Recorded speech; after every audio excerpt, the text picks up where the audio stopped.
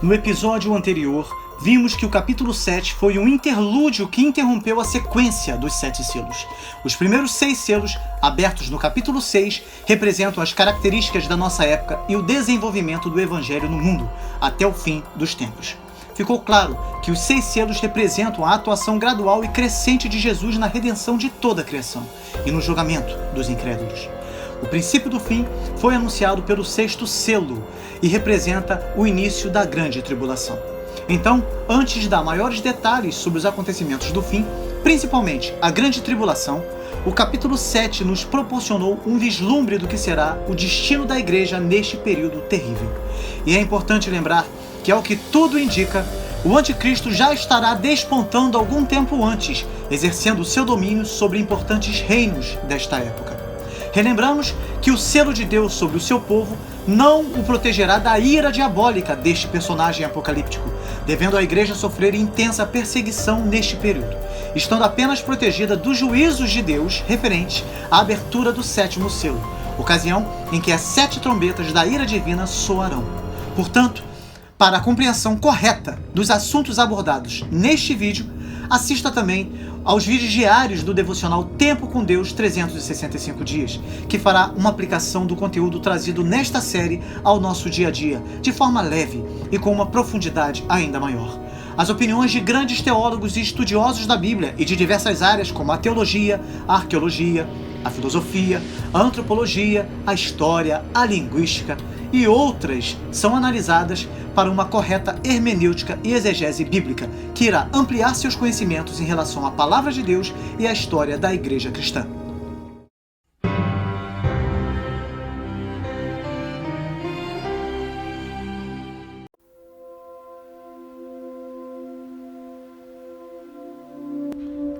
Os julgamentos dos selos chegaram ao fim, e os julgamentos das trombetas estão prestes a começar.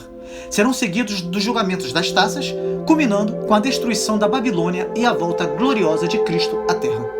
Os paralelismos existentes entre os 7 selos e as 7 trombetas são muito esclarecedores. O primeiro deles é o fato de que os terríveis juízos de Deus são anunciados tanto pelos 6 primeiros selos, quanto pelas 6 primeiras trombetas. Da mesma maneira, não há praga alguma, nem nenhum julgamento divino na abertura do 7º selo e da 7ª trombeta. Quando o 7º selo é aberto, os 7 anjos se preparam para iniciar o toque das trombetas. Os 6 primeiros selos, ao que parece, constituem um relato das forças que conduzem ao fim, enquanto que as 6 primeiras trombetas, a abertura do 7º selo, relatam o início do fim em si. Em particular, o período da grande tribulação, que antecederá o fim. O segundo paralelismo é relacionado à estrutura da narração, pois neste aspecto, tanto a abertura dos selos quanto o toque das trombetas são interrompidos por um interlúdio, uma pausa na narrativa. Entre o 6º e o 7º selo foi inserida a visão das 2 multidões, retrato do destino da igreja durante a tribulação.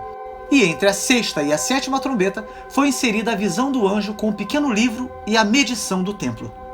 O terceiro paralelismo é que, assim como o 7º selo e a 7ª trombeta não representam ou contêm praga ou maldição alguma, fica evidente que o conteúdo do 7º selo são as 7 trombetas, da mesma forma que o conteúdo da 7ª trombeta são os 7 flagelos finais. Portanto, podemos perceber a simbologia apresentada. Temos 7 selos, 7 trombetas e 7 flagelos, simbolizando uma intensificação gradual das maldições a serem derramadas sobre a humanidade, antes que o julgamento final torne tardia qualquer possibilidade de arrependimento. Ou seja, João está vendo um dia em que as forças da justiça e as do mal serão tão abertamente visíveis que todo ser humano terá de se declarar a favor ou de Cristo ou do anticristo, e a lealdade de cada um se tornará definitivamente manifesta. Alguns intérpretes supõem que as trombetas são paralelas às taças. Convém observar que dos selos às trombetas e das trombetas às taças, os julgamentos tornam-se mais intensos. É interessante observar também como os julgamentos das trombetas e taças afetam as mesmas áreas.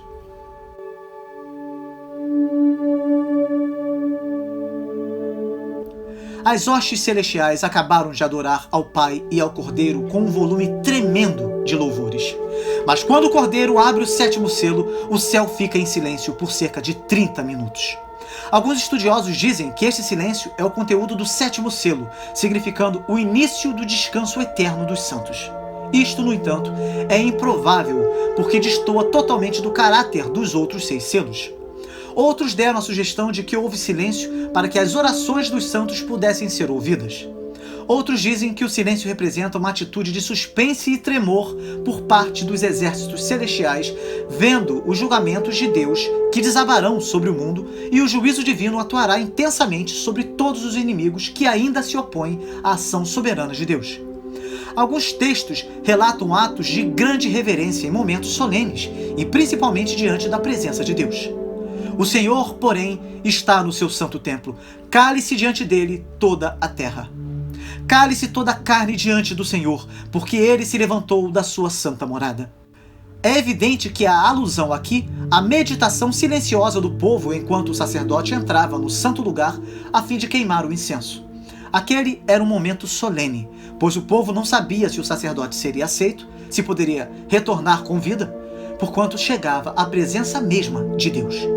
O pensamento judaico é muito interessante para a compreensão deste silêncio, pois no judaísmo há um indício de um silêncio pré-cósmico, bastante conhecido. No livro apócrifo de 2º Esdras, lê-se: Senhor, tu falaste no começo da tua criação. No primeiro dia, façam-se o céu e a terra. Foi tua palavra que consumou esta obra. E naquele tempo havia um espírito que pairava, e em redor as trevas e o silêncio. Ainda não havia soado diante de ti o som da voz humana. Outra voz judaica declara: será que o mundo deverá cair novamente no silêncio que houve no começo? Ou, antes de se formar o mundo, havia trevas e silêncio. Deus falou nesse silêncio inicial. Então, em breve seguiu-se ao som de sua voz o som de muitas outras vozes e também da voz humana. E enquanto Deus fala, o mundo continua existindo. Tão logo, porém, Deus recolhe novamente a sua voz, apagam-se todas as vozes e espalha-se novamente o silêncio dos primórdios. O cosmos cai novamente no caos do qual a palavra de Deus o chamou à existência. O fato de que João agora vê instalar-se o silêncio lhe indica indiretamente a decadência da antiga criação. Portanto, o que era de se esperar com a abertura do 6º selo aconteceu de fato com a abertura do 7º selo. O desaparecimento do mundo atual pela vinda do Senhor como juiz. Entretanto, isto é dado a entender de maneira extremamente breve pela figuração do silêncio inicial que volta a ser abordado com clareza no capítulo 18. Em seguida, anuncia-se um novo evento da palavra de Deus, que chama à existência uma nova terra e um novo céu. No livro apócrifo de 2º Esdras, também aparece igualmente uma medida de tempo para este silêncio inicial, a saber, 7 dias. Aqui, ele dura meia hora. Uma vez que não há paralelo deste detalhe em parte alguma, a interpretação permanece difícil. Talvez devamos partir da hora cheia como sendo a hora de Deus. Ela abrange juízo e nova criação. Neste caso, talvez se esteja aludindo aqui à primeira metade sombria. Ela é a meia hora do silêncio de Deus, na qual ele retira a sua fala criadora e preservadora e na qual o mundo se decompõe. A hora se completa quando Deus volta a falar, criando um novo céu e uma nova terra. Desta forma, estamos neste versículo diante de um momento em que é necessário muito mais ouvir do que falar.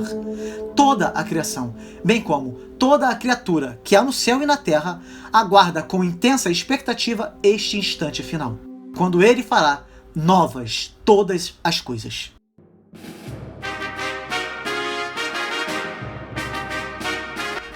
Os 4 anjos do capítulo 7 representavam a segurança da própria terra em que vivemos, pois recebiam ordem para reter o início da ira divina até a concretização da selagem protetora dos seus servos. Aqui, na ocasião própria para a aparição destes 4 anjos, vemos paradoxalmente outros 7 anjos em pé diante de Deus. Esta é uma característica da linguagem apocalíptica, muito mais surrealista que racional ou lógica. Entretanto, estes 7 anjos surgem no momento da aplicação da plenitude da justiça e do juízo de Deus, o que é bem coerente com a simbologia do número 7 no Apocalipse. Durante esse silêncio, os 7 anjos recebem trombetas, instrumentos significativos para João, que era judeu e entendia o papel das trombetas na vida de Israel como nação. De acordo com o número 10, as trombetas eram usadas de 3 formas importantes: para reunir o povo, avisar sobre guerras e anunciar ocasiões especiais. Uma trombeta soou no Monte Sinai quando a lei foi entregue, e era costume tocar trombetas quando o rei era ungido e entronizado. Por certo, todos que conheciam o Antigo Testamento se lembrariam das trombetas na conquista de Jericó. Para João, a voz do Senhor Jesus Cristo soa como uma trombeta. Uma voz como de uma trombeta convocou João ao céu. E a segunda vinda de Cristo será anunciada pelo toque da trombeta de Deus. O toque de 7 trombetas, sem dúvida, anuncia uma declaração de guerra, bem como o fato de que o Rei ungido de Deus está entronizado na glória e prestes a julgar seus inimigos. Assim como as trombetas declararam a derrota de Jericó, também trarão, por fim, a derrota da Babilônia. As trombetas são divididas em 2 grupos: catástrofes naturais e sofrimentos impostos diretamente aos homens. As 4 primeiras trombetas falam de catástrofes naturais que atingem a terra, o mar, os rios e os corpos celestes. As 3 últimas trombetas, conhecidas como os 3 últimos ais, falam de sofrimentos impostos diretamente aos homens que não foram selados pelo anjo de Deus. Em Mateus, encontramos uma divisão semelhante.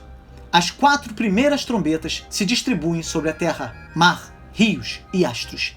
Deus derruba o edifício cósmico que ele próprio levantara. Seu habitante, o ser humano, até agora tão familiarizado com a sua moradia, nela instalado de maneira tão segura, vê agora o colapso do seu habitat. Sua casa está sendo demolida de fora para dentro, o telhado descoberto de cima para baixo e o chão abalado de baixo para cima. Essa irrupção do caos anuncia a ira de Deus. As trombetas falam dos juízos divinos que precedem a volta de Cristo. Considerar tais descrições como profecias de sentido literal ou procurar interpretar os símbolos em termos de eventos específicos seria enveredar pelo caminho da fantasia e do grotesco. Essas trombetas indicam uma série de calamidades que ocorrem muitas vezes durante toda esta dispensação. As trombetas também têm o propósito de advertir os homens e chamá-los ao arrependimento. George Led diz que, em sua ira, Deus não pensa só em julgamento. Seu propósito é também misericordioso. O propósito desses juízos preliminares é levar os homens ao arrependimento. Antes de Deus derramar o seu completo juízo sobre a terra, ele oferece uma oportunidade de arrependimento aos homens. Essa é a ira misturada com a graça. Em sua ira, Deus se lembra da misericórdia. Entretanto, o sofrimento em si não é suficiente para levar os ímpios ao arrependimento. Calamidades terríveis sucedem aos ímpios com o fim de castigá-los por sua oposição à causa de Cristo e por sua perseguição aos santos. Mas, por meio desses juízos, Deus está continuamente chamando os ímpios ao arrependimento. A função das trombetas é admoestar. As trombetas são semelhantes às pragas enviadas ao Egito.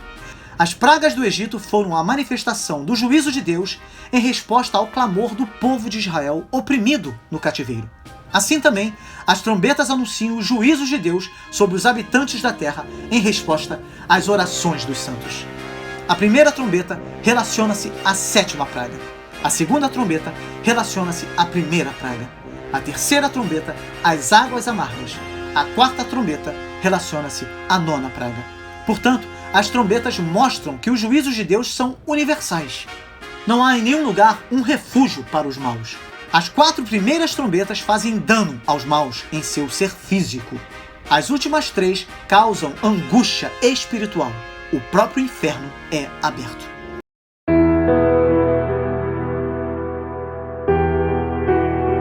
O silêncio reverente é seguido das ações de um determinado anjo no altar de ouro no céu. Tanto no tabernáculo quanto no templo, o altar de ouro ficava antes do véu e era usado para queimar incenso. Era esse ministério que Zacarias estava realizando quando foi informado pelo anjo que ele, Zacarias, e sua esposa Isabel teriam um filho. Queimar incenso no altar é uma imagem das orações subindo a Deus. Mas é importante destacar que esta visão se refere às orações de todos os santos, e não somente às dos mártires. Em primeiro lugar, todos os filhos de Deus são santos, separados por Deus, por meio da fé em Jesus Cristo. Também não existe nas Escrituras qualquer ensinamento claro de que as pessoas no céu orem pelos cristãos na terra, ou de que podemos dirigir orações a Deus por intermédio desses santos. Oramos ao Pai por meio do Filho, pois somente Ele é digno. Durante séculos, o povo de Deus tem adorado, pedindo: venha o teu reino, seja feita a tua vontade. E agora, essas orações estão prestes a serem respondidas. Semelhantemente, os mártires da tribulação oraram pedindo a Deus que os vindicasse. Súplica que Davi repete com frequência nos salmos chamados de imprecatórios, pois expressa o desejo de vingança sobre os injustos. Não são expressões de vingança pessoal egoísta, mas sim clamores para que Deus preserve sua santa lei e defenda seu povo. No dia da expiação, o sumo sacerdote colocava incenso sobre as brasas do incensário e entrava no Santo dos Santos, levando consigo o sangue do sacrifício. Mas nesta cena, o anjo coloca o incenso no altar, apresentando as orações diante de Deus, e depois atira as brasas do altar sobre a terra. O paralelo em Ezequiel 10 indica que esse gesto simboliza o julgamento de Deus, e os efeitos descritos em Apocalipse 8, versículo 5, confirmam essa ideia. O mesmo incensário que leva as orações é o incensário que derrama o juízo e traz calamidades sobre os habitantes da terra. O mesmo fogo que queimou o incenso sobre o altar causa destruição sobre a face da terra. Está para começar uma tempestade. As orações dos santos sobem aos céus. Quando oramos, unimos-nos a Deus no seu governo moral do mundo. Assim como o juízo de Deus veio ao Egito como resposta ao clamor do povo de Israel, assim também, em resposta ao clamor dos santos, Deus envia o seu juízo aos ímpios.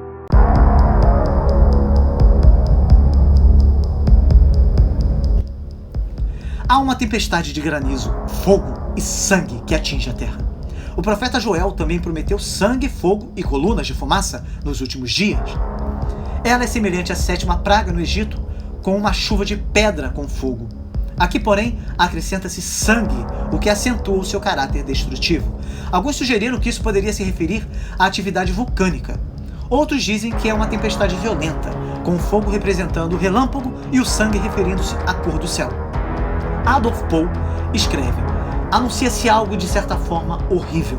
Cidades ardendo em chamas, pessoas se esvaindo em sangue, juízo, vingança, tormentos. A impressão é apavorante. Os resultados do toque desta trombeta são de alcance universal e têm natureza tão prodigiosa e devastadora que não podemos vê-los em nenhum acontecimento da história passada, como querem defender os preteristas totais. Pois diferente do ocorrido por ocasião da 7ª praga no Egito, aqui esta praga alcança a 1/3 parte da terra, das árvores e de todo o verde do nosso planeta. Segundo Warren Wiersbe, o alvo desse julgamento é a vegetação em geral, as árvores e a relva, sendo que 1/3 de toda a flora é consumida pelo fogo. Pode-se imaginar como isso afetará não apenas o equilíbrio da natureza, mas também o suprimento de comida. O termo grego traduzido por árvores refere-se normalmente a árvores frutíferas, e a destruição das pastagens acabará com a produção de carne e leite. Nessa forma simbólica, o livro de Apocalipse, bem como todas as escrituras, nos dizem que calamidades tais como terremotos, vulcões e inundações estão sob a mão de Deus e são parte do seu método de castigar o pecado e de anunciar ao mundo que ele não pode permitir a impunidade. Ele é Senhor e exerce punição através de tais atos. O significado é que o Senhor que está reinando afligirá os perseguidores da sua igreja, desde a primeira até a segunda vinda, com vários desastres que sucederão na terra. Esses eventos não podem ser datados, mas o espaço de habitação das pessoas e seu alimento são duramente atingidos. Esses desastres foram atirados à terra. Esses desastres são controlados no céu. São enviados por aquele que está no trono.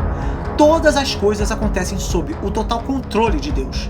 Porém, a destruição ainda é parcial e apenas o prelúdio do fim. Ainda há chance de arrependimento. E é importante ficar claro que, à semelhança das pragas literais que ocorreram de fato no Egito, João vê também aqui fatos literais que ocorrerão na história futura da humanidade pouco antes da vinda do Senhor.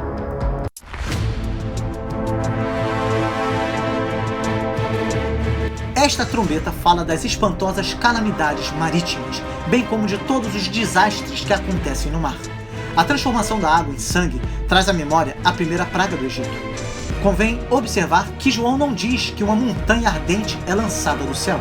Antes, afirma que o objeto incandescente é como uma grande montanha. Alguns intérpretes encontram nesse texto alusões claras à erupção do Vesúvio no ano 79, que causou um impacto imenso sobre as pessoas daquele tempo e que foi interpretado pelos judeus como castigo pela destruição de Jerusalém. Uma parte da lava soterrou as cidades de Pompeia e Herculano. Outra parte correu para o mar e o porto. A expressão foi lançada no mar, ao contrário de caiu no mar, é uma indicação da ação soberana de Cristo, trazendo juízo à sua criação. O resultado é um julgamento triplo. 1/3 da água salgada transforma-se em sangue. 1/3 da vida marinha perece. E 1/3 das embarcações é destruído. Será uma catástrofe ecológica e econômica sem precedentes. Ao considerar que os oceanos ocupam cerca de 3/4 da superfície da Terra, pode-se imaginar a extensão desse julgamento. A poluição da água e a morte de tantas criaturas afetará imensamente o equilíbrio da vida marinha e, sem dúvida, causará mais problemas sem solução.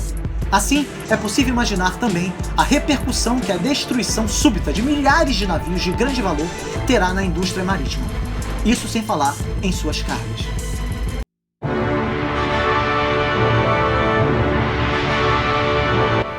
O toque da terceira trombeta faz cair do céu algo que parece a João uma grande estrela, provavelmente um meteoro em chamas, que atinge 1/3 dos rios e das fontes de toda a terra, envenenando as suas águas e matando muitos homens.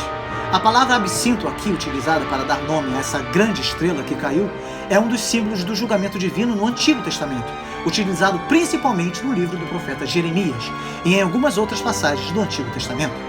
O absinto era uma erva muito amarga e, devido ao seu aroma canforado, era usada em Israel para impedir que as traças comessem as roupas. A água doce é transformada em água amarga, o contrário do que aconteceu em Mara. A bênção torna-se maldição. Deus ataca a água potável. Estima-se que o maior problema do século XXI não será de energia nem de petróleo, mas de água potável. Os recursos naturais que sustentam a vida entrarão em colapso. Uma aflição amarga encherá o coração dos ímpios como resultado dessa praga indicada. Muitos homens morrem, mas nem todos. O juízo ainda não é final. Consequentemente, esse juízo é mais grave do que os outros dois primeiros, pois aqui a morte de pessoas é explícita. Arthur Blomfield diz: os homens rejeitaram a água da vida, zombaram do sangue de Cristo, derramaram o sangue dos santos. E agora, o seu suprimento de água se transformou em sangue venenoso.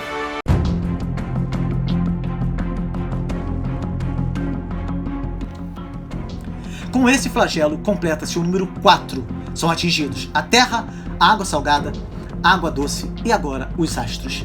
O ser humano encontra adversidade em 4 lados, isto é, por todos os lados. É terrível como a bênção vai abandonando uma região após a outra e como o caos vai tomando conta. Segundo George Led, a natureza dessa praga mostra a independência da pitoresca maneira apocalíptica de pensar, porque, logicamente, ela é impossível.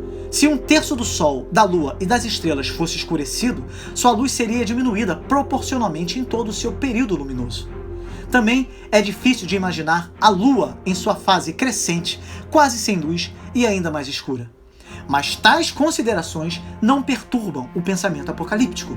1/3 parte dos corpos celestiais foi escurecida, e o resultado é que 1/3 do dia e 1/3 da noite estarão sem luz. Amós 5,18 nos diz que o dia do Senhor é dia de trevas e não de luz. Aqui, um novo paralelo com as pragas do Egito é estabelecido. Lá, entretanto, as trevas na 9ª praga duraram apenas 3 dias e sobrevieram somente às terras do Egito.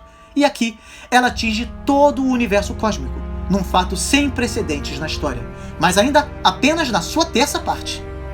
Isto aponta para uma intensificação gradual do juízo divino que agora atinge toda a criação. Calamidades têm vindo à humanidade como resultado das coisas que ocorrem nos céus. Meteoros caindo sobre a terra, eclipses, tempestades de areia, furacões, tornados e outras calamidades terríveis vindas do céu têm visitado a terra. Essas tragédias são trombetas de Deus alertando os homens a se arrependerem. Diz Michael Wilcock que os selos mostraram a igreja sofredora clamando para que a justiça fosse feita, mas as trombetas mostram a misericórdia sendo oferecida ao mundo pervertido. Está encerrada a primeira série de trombetas e das pragas que as acompanham. As forças da natureza sofreram o julgamento de Deus, como advertência para os homens pecadores. Agora segue uma advertência de que virão coisas piores. A quinta e a sexta trombeta são pragas que afetam as pessoas diretamente. Uma águia anuncia as maldições seguintes. A águia foi escolhida por causa da força das suas asas, o que lhe dá um campo de visão muito grande. A águia voa até o meio, ou zênite, do céu, onde o sol passa ao meio-dia, para que todos possam vê-la. Os três ais anunciam as últimas três trombetas e suas pragas. A expressão "os que moram na terra" se repete no Apocalipse, significando um mundo pagão hostil a Deus. Mais uma vez, fica implícito que as pragas da ira divina caem sobre a sociedade má e rebelde, e que a igreja protegida pelo selo de Deus, de alguma forma, não sofre essas pragas.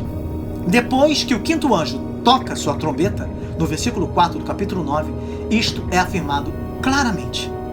No estudo deste capítulo, vimos que o sexto selo nos trouxe ao tempo do fim, e que a abertura do sétimo selo compreende o toque das 7 trombetas que anunciam os 7 flagelos, que constitui um dos aspectos mais importantes do tempo do fim.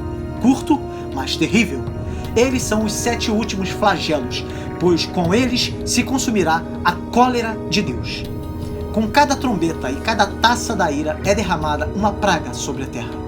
Vimos que o toque das 4 primeiras trombetas representam catástrofes sobrenaturais que atingem alguns dos principais elementos da vida humana: terra, mar, rios e corpos celestes. E que o toque das últimas 3 trombetas, conhecidas como os 3 últimos ais, atingem diretamente os homens que não foram selados pelo anjo de Deus. Portanto, a ira de Deus não se volta contra a humanidade em geral, mas contra os homens portadores da marca da besta e adoradores da sua imagem. Fica bem explícito que estas pragas atingem somente os que não têm selo de Deus sobre as suas frontes. Os que adoram o Cordeiro foram selados para estarem a salvo da ira de Deus. No próximo vídeo, daremos início ao estudo dos 2 primeiros ais, a quinta e a sexta trombeta, e veremos que o seu conteúdo é algo de natureza diabólica. Ao que tudo indica, Deus permite que Satanás utilize seus recursos malignos para castigar diretamente os homens que o seguem. Continuaremos meditando sobre este capítulo de Apocalipse ao longo desta semana, nos vídeos diários da série Tempo com Deus 365 dias, aplicando os conhecimentos adquiridos aqui à nossa vida diária. Inscreva-se no canal, comente e compartilhe este conteúdo precioso com os seus contatos.